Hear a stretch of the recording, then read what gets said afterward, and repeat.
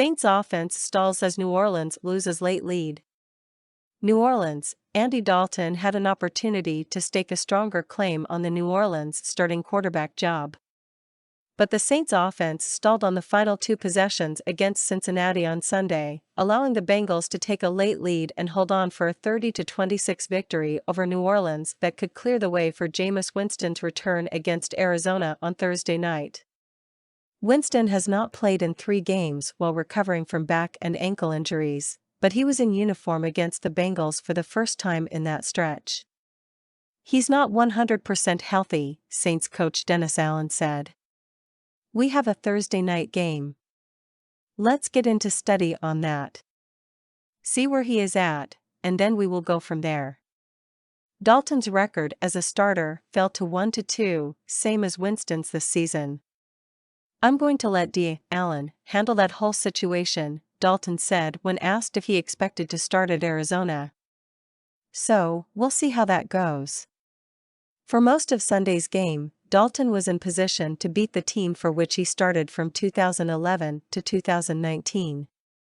But with the Saints leading 26-24 and likely needing a few first downs to run out the clock after taking over with 3:41 left, he presided over their first 3-and-out since their opening series of the game, getting hit as he threw a third-down pass.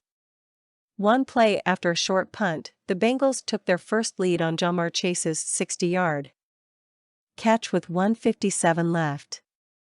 Dalton moved the Saints to the Cincinnati 41 in the final minute before throwing 3 incompletions and getting sacked on third down. His final attempt, deep down the sideline for Marquez Callaway on 4th and 17, was not close. "We got to take pride in being at our best in those moments," Dalton said. "We weren't today."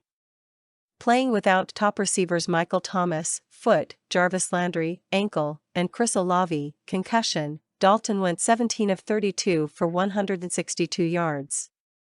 He led scoring drives on 4 consecutive possessions from early in the second quarter until early in the fourth, but the last 3 ended in field goals after the Saints got inside the Bengals' 20.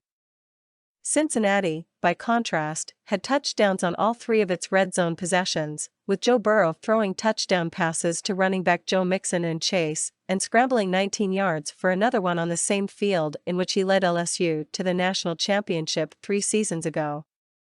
"We didn't score enough touchdowns in the red zone, and there lies the difference in the game," Allen said.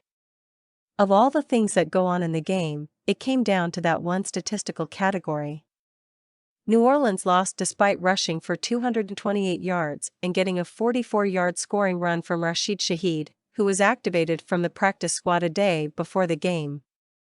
It was the Saints' second consecutive 200-plus yard game on the ground, marking only the 3rd time it happened since 1990. Unlike against Seattle last week, the Saints could not hold the lead.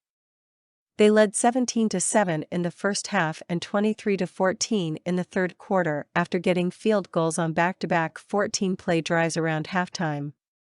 "You dominate the game from the beginning and basically self-destruct in the last 3 minutes," said running back Mark Ingram, who had 46 yards on 9 carries. "You dominate the whole game and now you have a loss. We have to go back to the drawing board and get ready on the short week." With a win, the Saints would have pulled into a 3-way tie for first place in the NFC South with Tampa Bay and Atlanta. The Saints felt it was in their grasp before the rough finish. "Obviously, even with the red zone inefficiency, the offense has a chance to go out there and make sure they don't get the ball back," Ingram said. "They get the ball back with great field position and we let an explosive go. Everyone's hands are dirty at the end of the game.